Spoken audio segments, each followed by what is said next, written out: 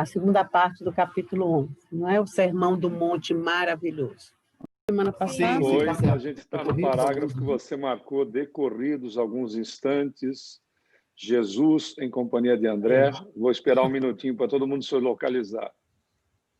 Decorridos... Na primeira parte, só um minutinho, Humberto, na primeira parte foi quando o Levi, né, que é o Mateus, tem aquele encontro com os 3 deficientes e ele rechaça a companhia deles para que possam se integrar ao grupo que está ajudando Jesus na construção do reino. Só para as meninas saberem onde a fofoca espiritual está.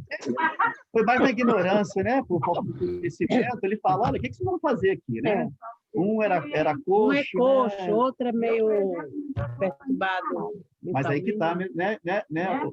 Mas aí vem Jesus e fala o quê? Vamos ver aqui agora. Entendeu? É porque ele faz aquilo, assim como você disse, achando que era certo. Se nós estamos construindo um reino, por que é que 3 pessoas deficientes que não podem fazer nada vão participar? Né? E também, na época, existia isso. As pessoas que tinham qualquer deficiência, qualquer tipo de doença, elas não, né? Não entravam no templo porque Deus não poderia ser visto por eles. Pode ir, companheiro Humberto. Ótimo, ótimo. Então, decorridos alguns instantes, Jesus, em companhia de André, deu entrada em casa de Levi, onde se puseram os 3 em animada palestra. O coletor, a certa altura da conversação, a sorrir ingenuamente, relatou a ocorrência, terminando alegremente a sua exposição com estas palavras: que conseguiria o evangelho do reino com esses aleijados e mendigos?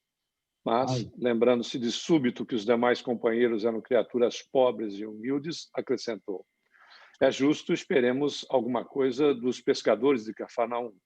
São homens fortes e desassombrados, e o bom trabalho lhes cabe. Não vejo, porém, como aceitar a contribuição desses desafortunados e vencidos que nos procuram. É Jesus tão interessante, né, Humberto? É porque a mãozinha está meio... A mãozinha está tímida. Eu ainda não conheço onde está a mãozinha. É porque eu achei essa história tão bacana, porque o Levi, ele tinha posses, né? Era ele que era médico, não era ele?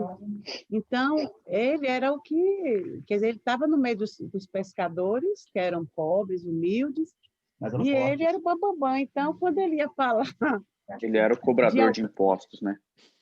Era cobrador de impostos, né? Cobrador de impostos. Mas tinha um médico na história, não tinha não? Lucas. O Lucas, mas o Lucas foi depois, né? Lucas não apitou nessa hora. Então, quando eu achei interessante quando ele vai se referir aos 3 deficientes, né, que ele lembra que os pescadores que estavam no grupo também eram pobres e humildes. Não eram deficientes, mas eram pobres. Agora, eu estou só imaginando ele dizer isso na frente de Jesus e depois tentando consertar.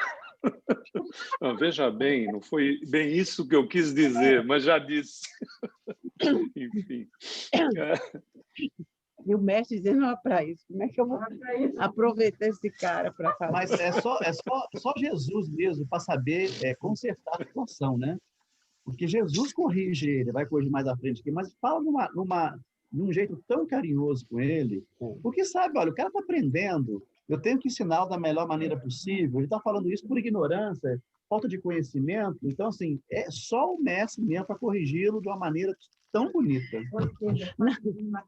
E fora isso, quer dizer, é mais uma lição de Jesus à sua época, desde lá, que a diversidade tem que existir nos grupos, porque senão você não soma os esforços, fica todo mundo muito igual, Ave Maria, não tem que aguente. Então, tem que ter, né, essas coisas para poder a gente somar as experiências, o conhecimento, saber assim, eu não quero ser igual a ele, então. Se eu sou humilde e pobre, quando eu melhorar de conhecimento com Jesus, eu não quero ficar assim, esnobando daqueles que não têm. Tudo é a lição, é meio que a família. Na família vem todo mundo, um bonzinho, outro chatinho, outro perturbado, outro mais rebelde. Não as nossas, viu, Márcia? Não as nossas famílias. Absolutamente. A Mariana está aqui, a Carol, o Rodo, tem as exceções. Mas vem justamente a gente aprender a lidar com a diversidade com pessoas que você não pode descartar facilmente. Porque se é no trabalho, se é no centro, se é na rua, você descarta. Ah, não vou mais na casa de fulano, porque lá tem isso. Mas quando é sua família, você só, né, diz assim, para que eu pari? Está tudo ainda pequeno. Então, lá para os 35 anos, 40, eu me livro deles, graças a Deus. Cada um procura a sua turma. Cada um procura a sua turma. Mas aqui na América, a gente é brasileiro, gosta de viver ali no aconchego, não vai embora mais nunca. Casa e vai para casa. Aí sabe o que eu fiz? Fui morar na kitnet. Mas essa no estúdio, porque a kitnet tem quarto separado. Kitnet não pode. Pois é, eu vou fazer isso. A gente está ficando na casa de repouso. Continue, meu querido. Vamos lá, Humberto. Só para animar aqui, que desde cedo. Jesus fixou o olhar no discípulo com profundo desvelo e falou com bondade, batendo-lhe levemente no ombro. No entanto, Levi, precisamos amar e aceitar a preciosa colaboração dos vencidos do mundo. Nossa. Se o Evangelho é a boa nova, como não há de ser a mensagem divina para eles, tristes e deserdados da imensa família humana. Os vencedores da terra não necessitam de boas notícias. Nas derrotas da sorte, as criaturas ouvem mais alto a voz de Deus. Buscando os oprimidos, os aflitos e os caluniados, sentimos-los tão unidos ao céu nas suas esperanças que reconhecemos, na coragem tranquila que revelam, um sublime reflexo da presença de nosso Pai em seus espíritos. Já observaste algum vencedor do mundo com mais alta preocupação do que ele defender o fruto de sua vitória material? Levi sentia-se comovido e, aproveitando a pequena pausa que se fizera, exclamou algo desapontado. Senhor, minhas observações partiram tão só do meu imenso desejo de apressar a supremacia do Evangelho entre os que governam no mundo. Quem governa o mundo é Deus, afirmou o mestre, convictamente. E o amor não age com inquietação. Agora, imaginemos, Levi, que os triunfadores da terra viessem até nós, ensarrilhando suas armas exteriores. Figuremos alguns generais romanos chegando a Cafarnaum com seus troféus numerosos e sangrentos, afirmando-se desejosos de aceitar o evangelho do reino de Deus e oferecendo-se para cooperar em nosso esforço. Certamente trariam consigo legiões de guardas e soldados, funcionários e escribas, carros de triunfos, espadas e prisioneiros. Começariam protestando contra as nossas pregações pelas estradas desataviadas da natureza. Por não estarem, no íntimo, desarmados das vaidades das vitórias, edificariam suntuosos templos de pedra, em cuja construção lutariam duramente por hegemonias inferiores. Uns desejariam palácios soberbos, outros empreenderiam a construção de jardins maravilhosos. Recordando a ação das espadas mortíferas, talvez pretendessem disputar a ferro e fogo o estabelecimento do reino de Deus, exterminando-se reciprocamente, por não cederem uns aos outros em seus pontos de vista, desde que cada vencedor se julga, no mundo, com a maior soma de direitos e de importância. A pretexto de lutarem em nome do céu, espalhariam possivelmente incêndios e devastações em toda a terra. E seria justo, Levi, trabalhássemos por cumprir a vontade do nosso Pai, aniquilando os seus filhos, nossos irmãos? Acho que é interessante aqui nós analisarmos esse parágrafo, mesmo que seja rapidamente, porque se nós olharmos aqui, Jesus estava fazendo exatamente uma previsão do que se faria posteriormente, quando da implementação do catolicismo através de Constantino e, evidentemente, todas as disputas existentes dentro dos perseguidos que depois passariam a ser perseguidores. As tramas todas, as questões de poder, as lutas, a disputa efetivamente de territórios, tudo aquilo que Jesus está falando do que os generais poderiam fazer, acabou acontecendo dentro do próprio núcleo ou dos núcleos religiosos em relação às questões voltadas para o poder. Algum comentário? Eu imaginei... Oi, Ronaldo, pode falar. Vai, pode ir. Eu só na hora que veio os templos de pedra, né? Eu lembrei de uma capela de São Pedro, né?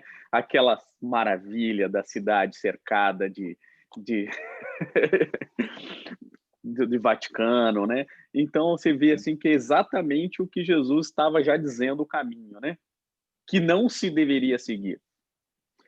Você muito interessante seu comentário, porque eu lembrei quando eu fui visitar o Vaticano, a guia que nos estava dirigindo, né, porque interessante é toda a história, né, os contextos. Belíssimo, né? Ela não tinha nenhum viés de religião alguma, era assim espiritualista, mas não era adepta a nenhuma religião efetivamente. Mas lá dentro, ela olhando nas esculturas e tal, aliás, olhando, ela nos dirigindo em relação às esculturas, etc., ela virou-se para nós, o grupo, e disse assim: não é possível que Deus esteja aqui. Impressionante, né? No caso do Fausto, do luxo, né, de tudo aquilo, ela virou-se de repente, assim, do nada, e disse: não é possível que Deus esteja aqui.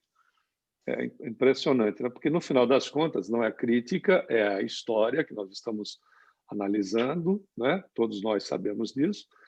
No final das contas, a coisa foi para os extremos, né? Saiu da proposta, não era a proposta de ser pobre, era a proposta, efetivamente, da evangelização do ser, para se disputar poderes, né? Reinados, posicionamentos, etc. Porque o que se envenenou uns aos outros é uma coisa lamentável, mas é histórico. Nada contra a religião de A, de B, de C, porque, no meu caso, propriamente dito, eu vim da Igreja Católica, fui católico praticante, venho de uma família de católicos praticantes.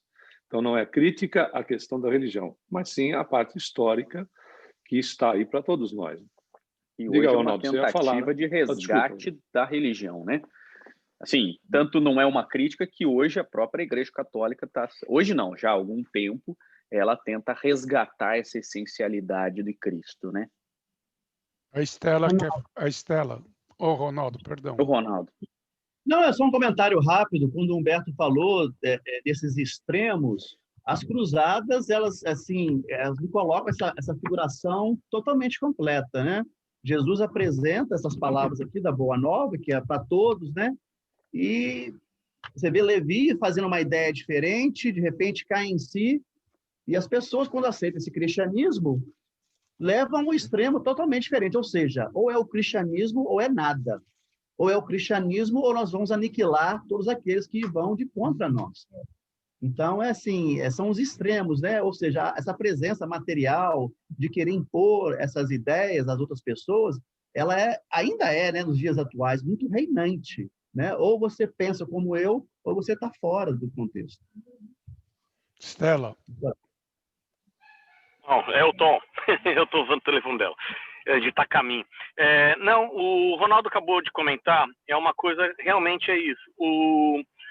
As cruzadas, você vê, o que para eu estar certo, você tem que estar errado, né? Então, Jesus falando isso, ele já parece que fez uma previsão do que ia acontecer com as religiões.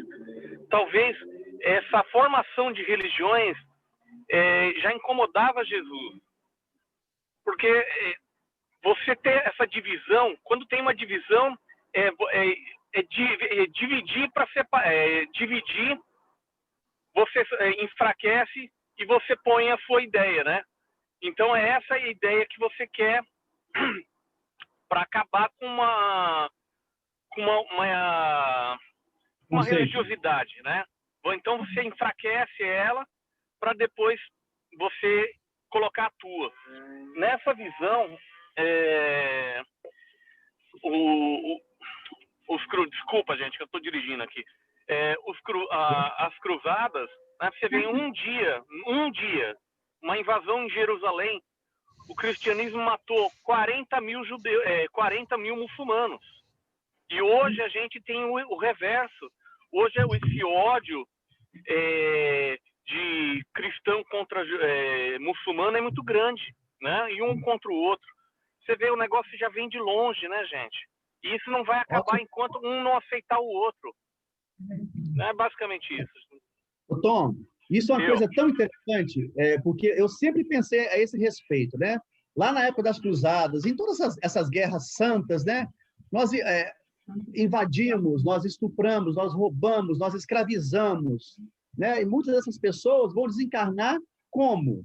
Com muita revolta, com muito ódio. Eu tenho que voltar, eu vou voltar para pegar o que é meu. Eu vou aterrorizar aqueles que me aterrorizaram. Então, é lógico que muitos desses espíritos, com a maior assim, claridade nos pensamentos e no coração, eles perdoariam, mas muitos desses vão reencarnar, porque essa é a lei divina.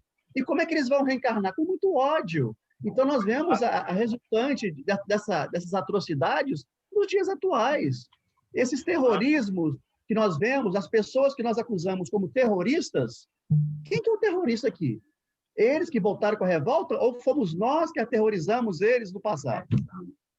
Isso que você falou é uma coisa muito... Isso que você falou é uma coisa muito interessante. A palavra que você usou, nós somos eles.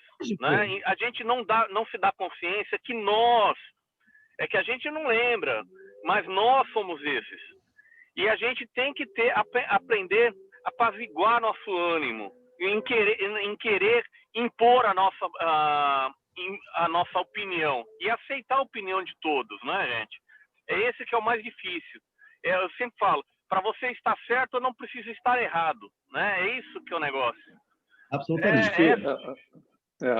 Bem observado. A história é tão delicada. Gostei muito dessas observações. Acho que todos nós gostamos, né, do Ayrton, do Ronaldo, do Tom, porque as questões das cruzadas não foram só voltadas para as questões dos nossos irmãos muçulmanos. Elas aconteceram também dentro da Europa, que foi a perseguição e o massacre dos cátaros e dos valdenses. Vale, para quem quiser ler, é um livro excepcional do Hermínio Corrêa de Miranda, que se chama Os Cátaros e a Heresia Católica, que conta exatamente as cruzadas promovidas na região que é uma região de França, etc., que era o Languedoc, aonde o que os cátaros e os valdenses faziam? Eles procuravam vivenciar o cristianismo primitivo. Seria a mesma coisa que nós, espíritas, que procuramos hoje vivenciar o cristianismo, que a gente sabe, né, que é o cristianismo redivivo, e a Igreja, de novo, é a parte histórica da situação, né? O Tom fez uma observação, né? Quem são eles, né? Podem ser exatamente pode ser que se encaixe o nós, né? Eles foram massacrados e perseguidos até a hora que conseguiram eliminar a grande maioria, né, em todas as regiões que eram circunvizinhas, inclusive, por conta de quererem viver pura e simplesmente o evangelho na sua essência. Por isso é interessante, alguém lembrou outro dia até da observação, uma observação que o Chico fez, né? Criminoso é qualquer um de nós que é descoberto. Exatamente. É muito interessante, não sei quem lembrou disso, mas é muito interessante. Ayrton. E duas observações rápidas, né? Depois das cruzadas, que a gente ainda conseguiu fazer uma outra coisa, que foram as guerras dentro do próprio cristianismo, que foram as guerras entre católicos e protestantes, que duraram também praticamente 200, 300 anos aí, sendo que só uma delas deu 117 anos, que é a famosa Guerra dos 100 Anos, né? Em que pese o pano de fundo era a religião, mas nunca foi a religião, sempre foi o poder, né? Agora, uma outra coisa interessante que eu lembrei, só para a gente complementar, porque acho que o Humberto falou de maneira muito importante sobre a questão da profecia, e por 300 anos ninguém profetizava nada, né? Então, e Jesus veio, e aí, de repente, ele começa a profetizar. De repente não, né? Mas para os judeus, né? De repente, porque, poxa, a gente tem toda essa questão da profecia, e essa mesma profecia que está dita aqui, depois a gente encontra lá em Mateus, que é o sermão profético. Para quem quiser ler, vale a pena, é o capítulo 24, e que ele vai descrevendo exatamente o que ele acabou de dizer, o que vai acontecer. Então, para quem tiver interesse, só para rapidamente a gente pontuar, né? E ele lá chama também sermão profético, sermão escatológico, ou sermão do monte, né? Não é o da montanha, mas é o do monte, porque foi feito no Monte das Oliveiras, né? Então ele coloca logo, porque virão muitos em meu nome dizendo eu sou Cristo, e enganarão a muitos.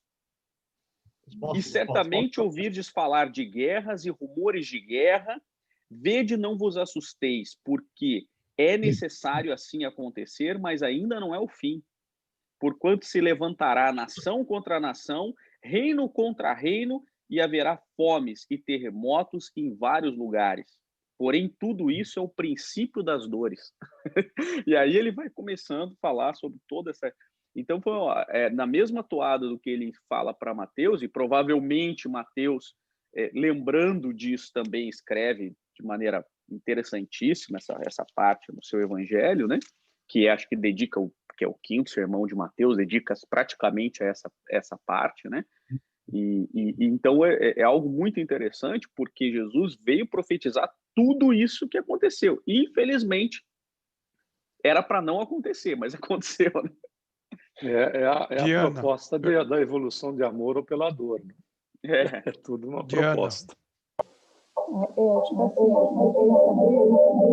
Não, Diana, não abre. Não abre. Sobre a questão da Santa Inquisição, é um movimento só dentro da Igreja Católica, ou se era generalizado, tem alguma coisa a ver com as cruzadas? Porque eu acho que... Vocês ouviram a pergunta dela? Não. Espera aí que ela vai botar o microfone lá perto. Fala mais alto, querido. É sobre a Santa Inquisição, que tem esse movimento elas dentro da Igreja Católica, que tem a ver com as cruzadas, enfim. E tem muito interesse em saber se era só... Não está dando para entender o que ela está falando, Ronaldo. Eu não entendi o início. Sobre a Inquisição. Santa Inquisição. A Inquisição. A Inquisição é santa.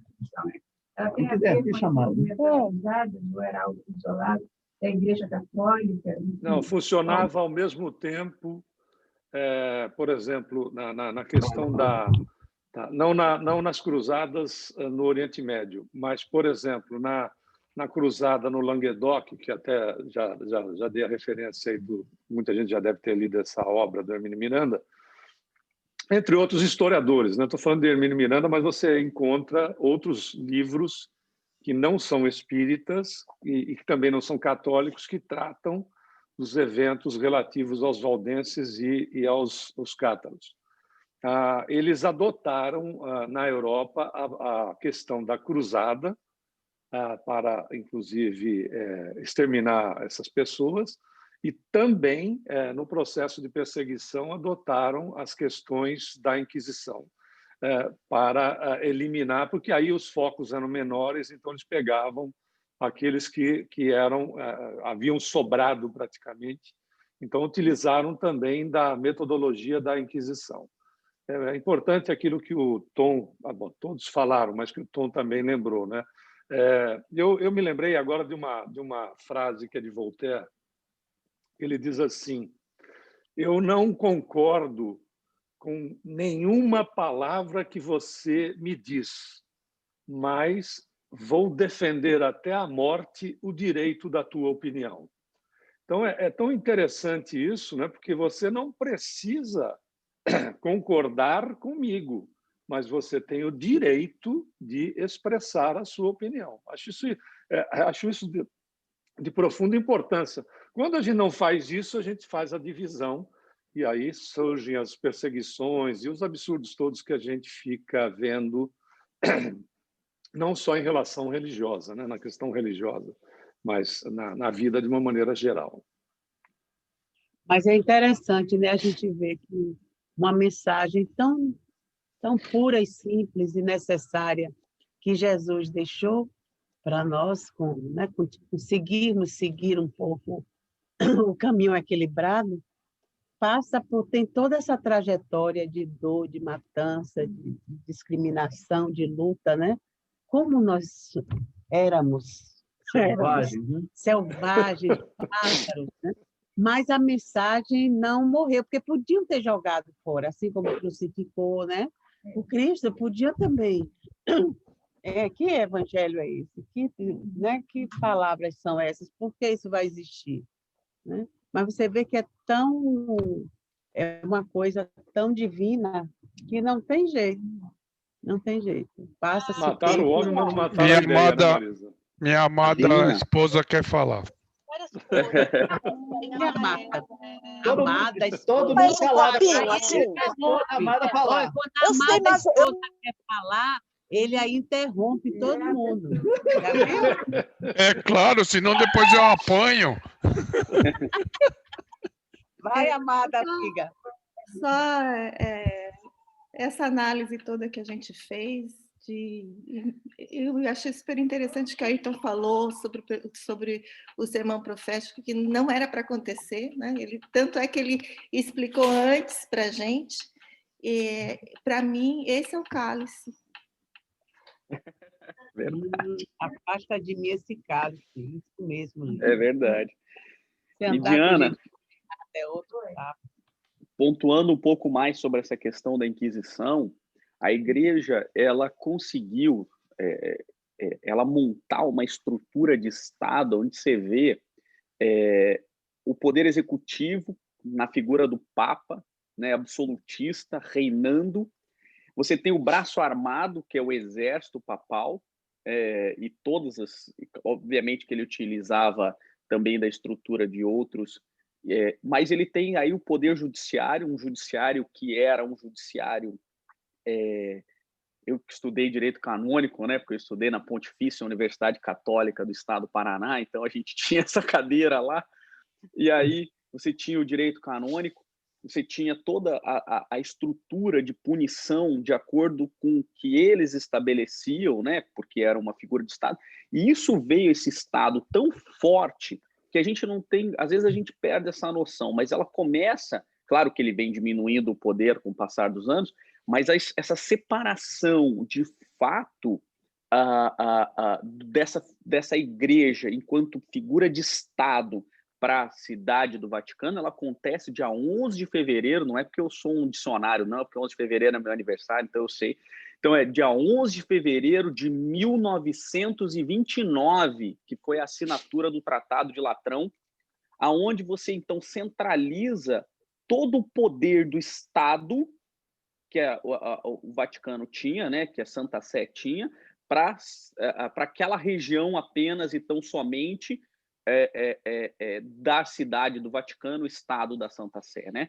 Então você vê, e aí sim, permanece como um Estado soberano, onde o Papa é o chefe de Estado, chefe de governo e o chefe da Igreja, mas com muito menos poder. Então vê como a gente veio pegando a lição de Cristo, deturpando e montando um super exército.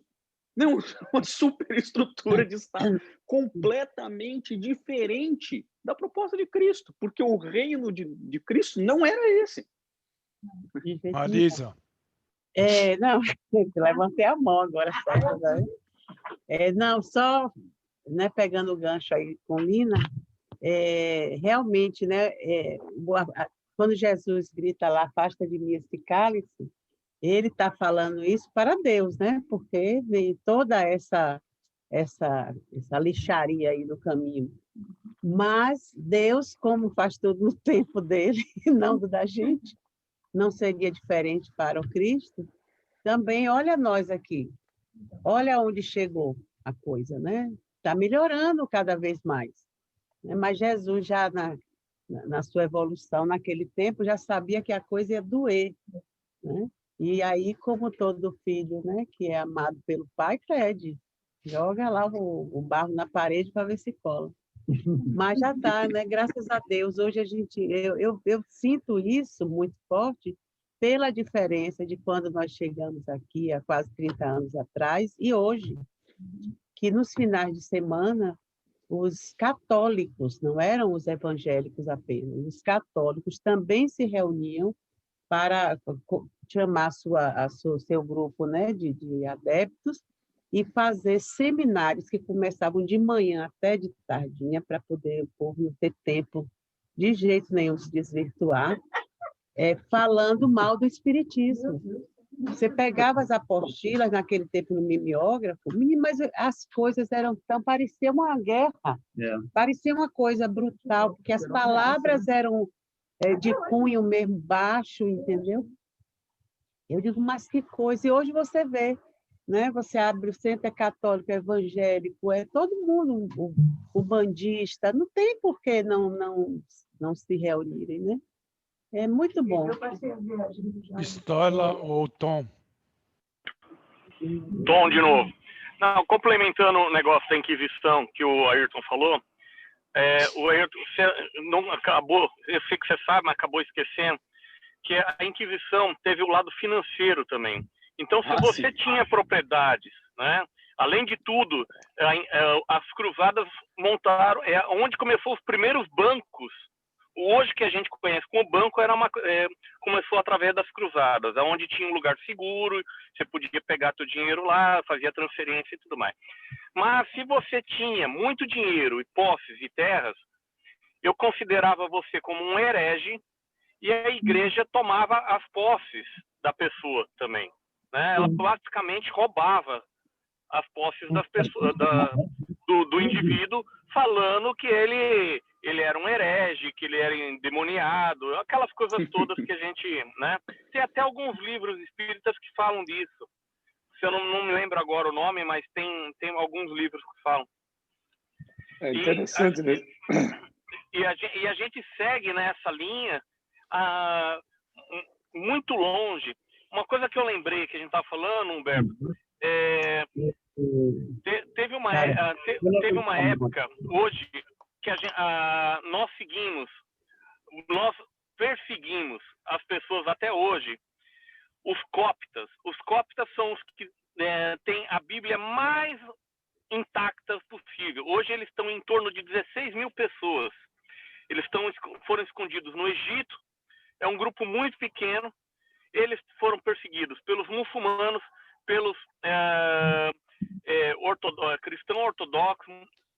É uma perseguição tão grande em cima deles que eles foram tão resumidos. E eles, até hoje, eles têm, parece, né? É o que os estudiosos dizem, que é a versão mais atual da época da Bíblia. Então, porque hoje parece que a gente está na 5ª versão da Bíblia, né? Não tradução, da versão, né? E eles é um povo perseguido. Por quê? Porque não quer mudar a opinião dele. Eles não querem mudar a opinião, então é perseguido. Bom, é mais ou menos isso. Os samaritanos radicais. Não tem, né? Agora, Carol, eu levantei a mão por causa de Carol aqui. Que ela tira a máscara, tira a máscara. Consegue mais melhor agora? Eu só queria falar uma coisa assim, para tirar um pouco da negatividade que tomou conta do tópico, era para dizer que o amor é o que Jesus pregou e não a religião, e que quando o amor existir na Terra para todos os homens e mulheres, incondicionalmente, não terá mais guerra ou perseguição sobre religião ou ponto de vista, porque todos vão amar uns aos outros.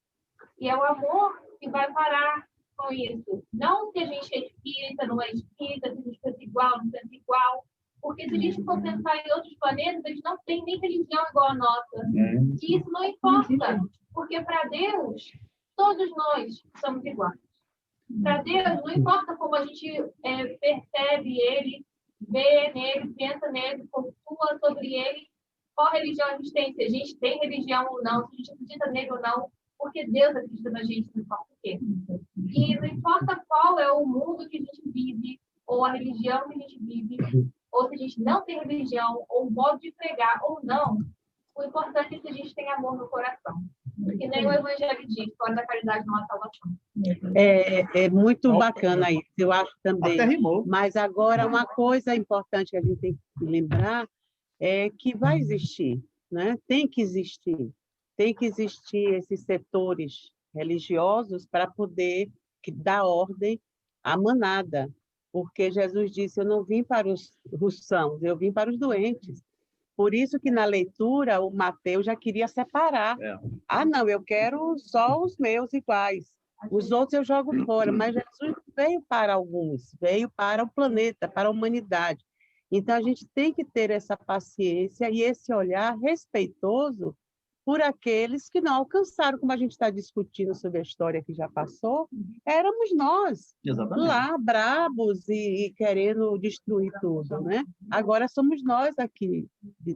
Eu acho também que, assim, o amor, na verdade, a gente nasce com certeza, mas eu acho que a religião, independente de qual seja, ela é que ajuda a gente a ampliar esse sentimento, a ter clareza dele, através de não só do tudo, mas das táticas.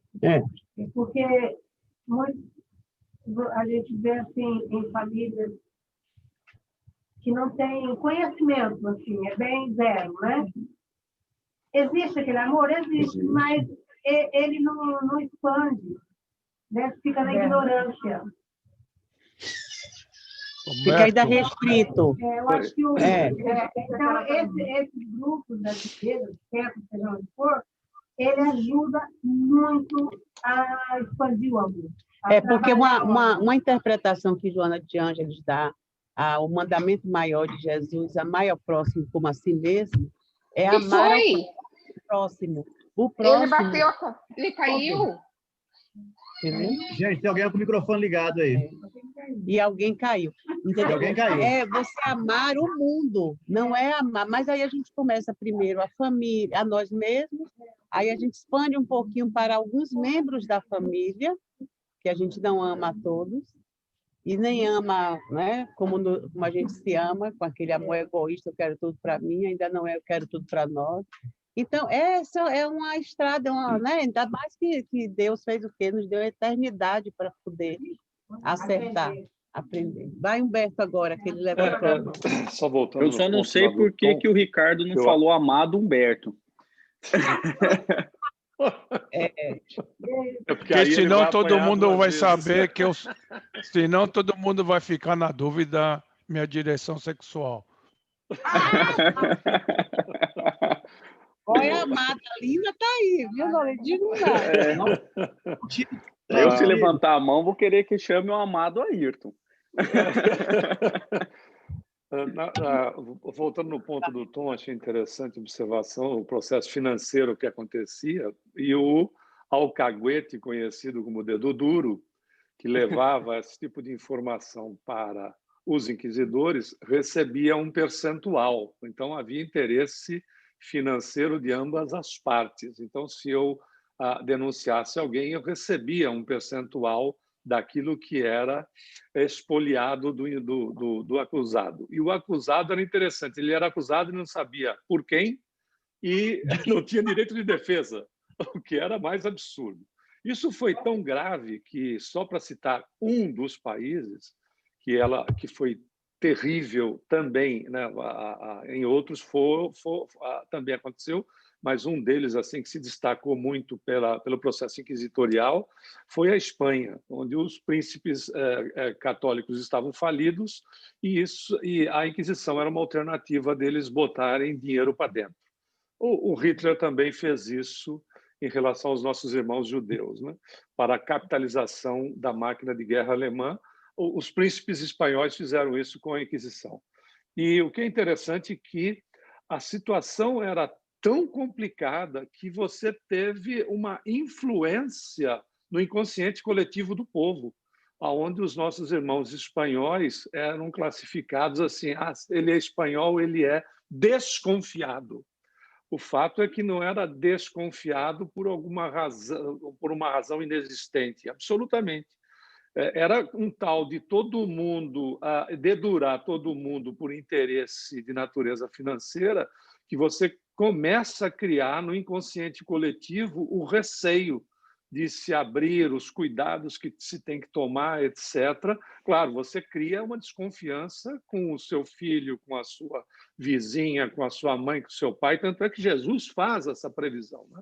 Você terá filho contra pai, pai contra filho, filha contra mãe, mãe contra filha, não só nesses aspectos de natureza de interesses para a questão espiritualizante do evangelho em si, mas também essas divisões por interesses materiais que acabou também acontecendo em relação usando o evangelho como pano de fundo. Tanto é que um dos grandes, acho que foi o maior inquisidor existente, foi Tomás de Torquemada, que, segundo o percentual de gente que ele mandou para a fogueira, foi considerado o maior inquisidor existente.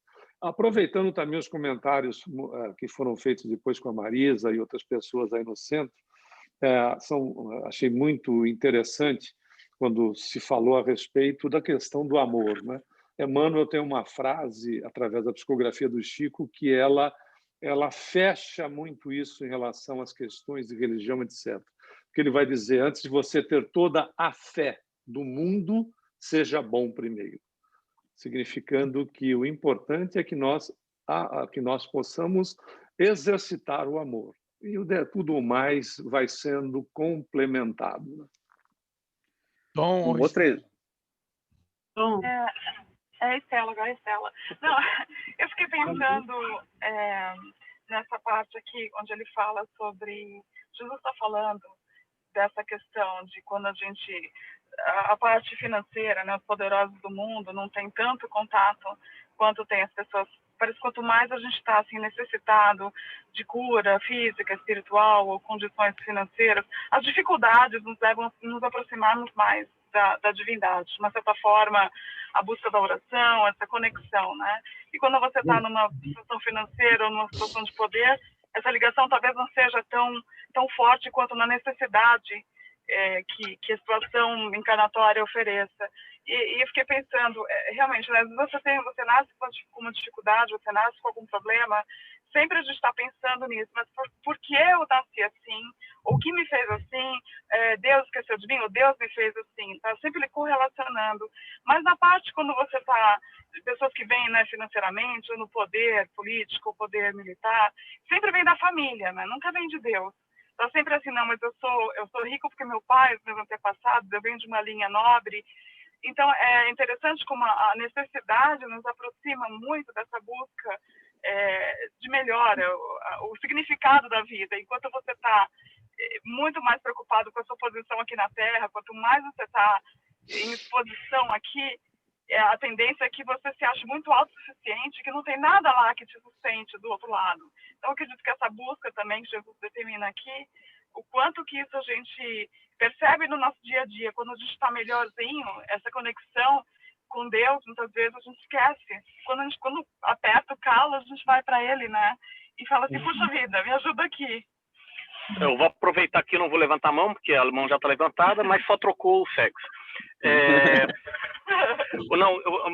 Para complementar o que o Humberto falou, para quem quiser ir saber um pouco sobre a Inquisição e entender um pouco sobre a época, 1500, 1000 e pouco, ali a gente consegue entender. Tem um livro muito bom mesmo, aconselho, eu acho que é um dos 100 livros indicados para leitura no mundo, é o Leviatã, né, de Thomas. Ele fala bastante coisa dessa época para você conseguir entender como funcionava a política na época, como funcionava... É um livro de filosofia, mas é muito interessante, gente. Se você puder pegar e folhear, o livro é bem grande e tal, mas vale a pena.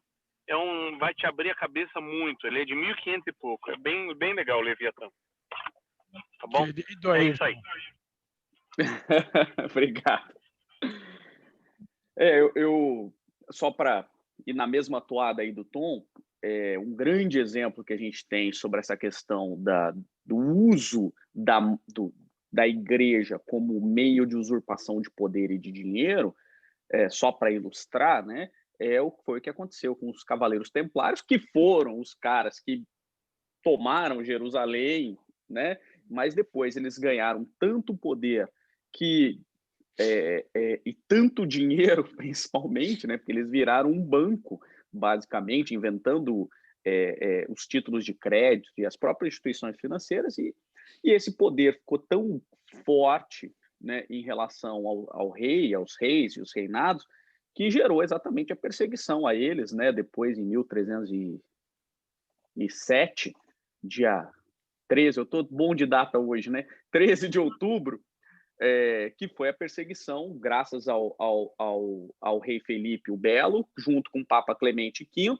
que aí perseguiram, tanto que até hoje a gente comemora, né, o dia 13 como um dia de azar, né, que é exatamente essa perseguição de Jacques de Molay e todos os cavaleiros templários que tiveram que se refugiar posteriormente em Portugal, mas que foi um movimento que não teve nada a ver só com a igreja, mas sim com o tombo do poder, né? E então é bem interessante essa história e toda a usurpação, né, para poder pegar o dinheiro não que eu esteja aprovando os Cavaleiros Templários, porque eles também fizeram isso, né? Mas é um exemplo que ilustra como, na verdade, toda essa máquina foi utilizada sobre o pano de fundo da religião, mas que o objetivo sempre era financeiro e poder, né? O Tom levantou muito interessante o Leviatã, é um livro espetacular mesmo, para quem quiser também, do Cesare Beccaria, dos Delitos e das Penas, que vai contar como é que funcionava a punição, né, naquele tempo, né? Então é um livro espetacular que fala sobre as formas de tortura, como que se deve resistir à tortura, como que a tortura não é meio eficaz de obtenção de confissão, porque na realidade dentro da Inquisição se utilizava a tortura. Imagine você torturado, você falava qualquer coisa, que pregou Jesus Cristo na cruz, qualquer coisa você falava mediante tortura. E que validade tem isso? Só que o meio de tortura era instrumento jurídico para obtenção da confissão. Então, olha que coisa doida, né? Desculpa. E por fim, só o que a Estela comentou ali, que eu achei também fantástico, né? E é bem isso, quando a gente mesmo, não é... Quando a gente está bem, quando nem tem nenhum problema, a gente se afasta um pouquinho disso. Mas quando dói o calo, como a gente se gruda a ele de novo, né? Humberto, continua? Vamos lá. O apóstolo, você viu que um parágrafo, o que deu, né? O apóstolo o ouvia assombrado em face da profundeza de sua argumentação. O mestre continuou: até que a esponja do tempo absorva as imperfeições terrestres, através de séculos de experiência necessária, os triunfadores do mundo são pobres seres que caminham por entre tenebrosos abismos. É imprescindível, pois, atentemos na alma branda e humilde dos vencidos. Para os seus corações, Deus carrega bênçãos de infinita bondade. Esses quebraram os elos mais fortes que os acorrentavam às ilusões e marcham para o infinito do amor e da sabedoria. O leito de dor, a exclusão de todas as facilidades da vida, a incompreensão dos mais amados, as chagas e as cicatrizes do espírito são luzes que Deus acende na noite sombria das criaturas. Levi. É necessário amemos intensamente os desafortunados do mundo. Suas almas são a terra fecundada pelo adubo das lágrimas e das esperanças mais ardentes, onde as sementes do Evangelho desabrocharão para a luz da vida. Eles saíram das convenções nefastas e dos enganos do caminho terrestre e bendizem do nosso Pai, como sentenciados que experimentassem, no primeiro dia de liberdade, o clarão reconfortante do sol amigo e radioso que os seus corações haviam perdido. E também sobre os vencidos da sorte, sobre os que suspiram por um ideal mais santo e mais puro do que as vitórias fáceis da terra, que o Evangelho assentará suas bases divinas. André e Levi escutavam de olhos úmidos os conceitos do Senhor, cheios de sublimada emoção. Nesse ínterim, Chegaram Tiago, João e Pedro, e todo o grupo se dirigiu alegre para um dos montes próximos. Dizer, o crepúsculo... Diga. Não, queria dar uma paradinha. Não, como é necessário a gente ter um olhar compassivo para todo mundo, Exatamente. né? Eu estava vendo essa coisa da mudança do governo nos Estados Unidos, coisas no Brasil também ligadas à saúde, à política, à escola, todos os problemas, né? E que a gente vê que, às vezes, as pessoas envolvidas em tomar decisões, em fazer as mudanças, não estão ainda com esse olhar para construir, e sim para trazer para si o que puder tirar do outro, né? Então, a gente também tem que ter um olhar compassivo para esses que ainda estão ainda irredutíveis nas mudanças, que estão ainda maltratando o mundo, né? A gente também não pode, na hora, treslocar, porque o que acontece muitas vezes é isso. Você fica de frente da televisão ou do vídeo que você está ouvindo, xingando, falando, esbravejando, se intoxicando de uma coisa que não nos pertence. Pertence à evolução que aquele espírito ainda não parou para tentar. E quanto mais a gente fica nessa loucura, vivendo essa raiva, esse ódio, esse transtorno, e passando isso adiante, mais aquela criatura vai ter menos chances, né, de progredir, porque estamos, né, trabalhando ainda na mesma vibração. Então, não tem jeito. Eu acho que quando a gente consegue tirar um pouquinho o pé dessa lama, é para dar um respiro e deixar o mundo respirar, né? Ou então esperar se o Covid, qualquer outro Covid. Né? Bem observado pela Marisa esses momentos frente, às vezes, à telinha, ao laptop, ao smartphone, seja como for, e quando o Emmanuel nos orienta de que o mal não merece comentário. É impressionante, né? O mal não merece comentário. Porque quando nós comentamos, né, e a Marisa fez uma observação muito importante para todos nós, quando nós comentamos, nós estamos energizando a nós mesmos e o ambiente do comentário, por vezes desagradável. Não quer dizer que não se tenha opinião, mas é a vivência, não é aquilo nos permitindo que a informação comece a formar determinados quadros na nossa mente. E o que forma, nós vivenciamos a realidade em nós e exteriorizamos no ambiente, nas pessoas que estão à nossa volta.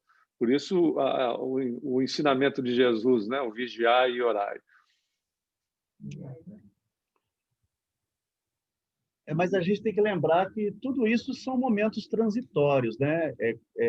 Eu, às vezes, fico pensando sobre o processo da meritocracia, né? Quando a gente assiste lá o Nosso Lar, nós vemos o Ministério Geral lá, o cara está no poder há não sei quantas centenas de anos, né? E se nós estamos exercendo o processo democrático, muitas das vezes, erroneamente, né? Nós vemos aí claramente na política atual, né? Não estou aqui defendendo o partido A ou B, mas, ou seja, né, é a minha vontade, é a que tem que prevalecer, não aceito a opinião alheia, se não for da minha maneira, eu fecho tudo. Então, lembrando aqui, quando o Humberto estava fazendo essa última parte aqui da leitura, o que a Carol falou me ecoou um pouco no meu pensamento, que é uma coisa interessante, né? A gente olha para mundos perfeitos, Carol, e seja, nossa, eu quero estar lá. Mas nós temos que nos dar consciência do que nós estamos passando. E se nós estamos aqui, porque é aqui que nós devemos estar. É aqui que nós temos que trabalhar. Todos nós, de um modo geral, queremos viver num planeta feliz. Mas eu sou um espírito ainda aquém a esse planeta. Eu me lembro quando o Humberto falou isso uma vez, eu não quero ir lá para Júpiter para ser um pé de alface. Eu quero ser um espírito. Eu não vou para Júpiter para ser pé de alface, se lá tem alface, né? Então, assim... Pé de alface é até uma coisinha boa, né? É uma coisa legalzinha, né? Mas eu quero chegar lá espírito adequado àquele planeta, àquela vivência, aquele conceito de vida. Então, Carol, realmente, né, o que nós estamos vivendo hoje, muitas das cenas, dos acontecimentos, eles são tristes. Mas, como diz aqui na leitura, são verdadeiros adubos para a nossa plantação, para o nosso enriquecimento. Um dia, todos nós vamos olhar para trás e vamos ver todas essas passagens, não como momentos tristes, mas como momentos necessários para a nossa vivência, não, e nosso enriquecimento. Uma coisa que eu nunca esqueço é essa coisa que você está evoluindo. Sim. Às vezes a gente fica sonhando com Júpiter, com outras coisas, mas sabe que só vai quando evoluir ao ponto de poder, né, transformar esse planeta aqui no Júpiter do futuro. Mas, enquanto isso, a gente tem que ir tendo esses desejos de melhorar, porque aí a gente vai melhorando o próprio ambientezinho pequeno nosso. Mas quando o espírito evolui, a gente sabe disso, ele não vai para canto nenhum feliz e lindo e crístico e fica lá como Cristo, ao invés de estar na Terra. Naquela época, ele podia estar lá na rede dele, deitadinho, apreciando as bobagens que a gente fazia. Então, os espíritos evoluem para poder vir ao mundo atrasado e aplicar socorros, lições e ajudar aquela população a melhorar. É esse o trabalho do espírito elevado, do espírito Cristo, do espírito bacana, né? Não é viver no mundo feliz, na rede, tomando... Eu pensava isso, sonhava com isso, né? Quando eu era católica pequena. Ainda mais pequena, na Bahia, né? Terra abençoada pelos deuses, aquelas coisas. Mas a gente sabe que a história não é assim. Então, quando Jesus veio, ele sabia que era aquele carnaval, que seria ainda um carnaval. Ele não teve surpresa. Não era surpresa, não. Mas tem... O Espírito diz assim, meu Deus, esse tempo todo, né? Quer dizer, eu estou ainda aqui segurando o planeta no seu começo e tenho que deixar aqui uma coisa mesmo forte para que eles não se destruam tanto, para que a coisa possa seguir adiante. Mas é assim, então não está nada errado, eu não sinto assim que esteja errado. Agora, não tem nada errado, eu não acho assim, eu não me permito mais entrar no horror quando eu vejo o horror ocorrer. Eu prefiro fazer o que a gente faz aqui no centro. Olha, fulano está com um problema muito sério no hospital. A gente se coliga, todo mundo, e vamos orar por aquela pessoa. Melhor do que ficar, mas tá vendo? Nós também ele fumava. Olha, sabe o que é? Vida desregrada, vai dar nisso. Então, aí a gente ainda não alcançou. Graças a Deus, eu não sei se virtualmente a gente está fazendo a lição direitinho, porque virtualmente cada um está em sua casa, aí às vezes você está lavando prato, mas você pode estar ali orando, você pode estar limpando uma casa, mas você está mentalizando a pessoa. E não dizer assim, hoje eu não posso não, eu estou mais cansado do que ele, deixa ele lá, o pessoal já vai fazer. Mas é todo um exercício, tudo está certo, por isso que a gente não pode depreciar ou elogiar demais, porque estamos todos no mesmo barco. Ainda. A gente se lembra lá no nosso lar, né, Marisa? Quando o início... Você lembra lá, Marisa? Quando a gente estava lá no nosso lar? Eu lembro. Aquelas paisagens bonitas. A gente só lembra da coisa boa. Mas quando houve a convocação que muitos espíritos estariam chegando por causa da Segunda Guerra Mundial, não houve desespero. Houve uma convocação. Olha, nós precisamos nos unir, porque agora tem um grande acontecimento, mas não houve desespero, porque entre os espíritos superiores não existe o desespero. Olha, é o momento pelo qual a humanidade está passando. Então, vamos nos unir para receber esses irmãos que vão chegar aqui desorientados. Ou seja, houve uma união, a convocação dos trabalhadores. Então, organização, exatamente. Então, é isso, igual a Marisa está falando. Olha, você chegar e falar, olha, está acontecendo a Segunda Guerra, aí você está disparando o caos. Quer dizer, a coisa está feia lá fora. Quando eu dou uma notícia dessa e começo a comentar, a gente dispara o caos. E não há necessidade disso. Olha, tem uma Segunda Guerra, vamos nos organizar, vamos receber, vamos amparar. É como agora, o Covid está aí. Aí o que a gente vai fazer? Ficar todo mundo de casa embaixo do colchão, da cama? Não. Vamos fazer o que é possível para continuar nos evangelizando, para poder enfrentar né? Poder consolar, poder nos consolar, consolar a família. É lógico, porque o mundo não vai acabar, que o dono é Deus, ele não fez nada para acabar, assim, porque não quero mais brincar, esse pessoal está muito chato, estourando bomba. E é o que ele diz aqui, quem dirige o mundo é Deus. É Deus, tenho dúvida disso. É Deus. Ele é bem claro que é esse respeito. Mas a gente tem dúvida. Maria Helena.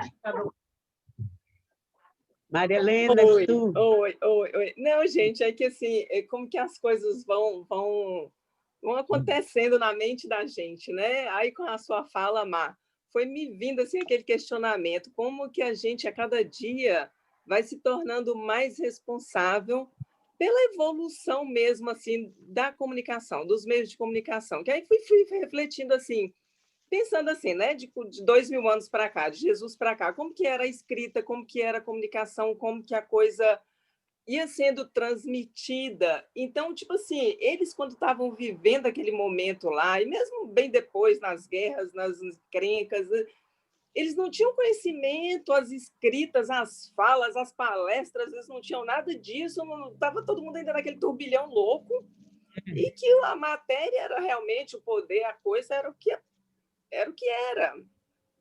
Então, não tem como culpar, não tem como condenar, não tem como...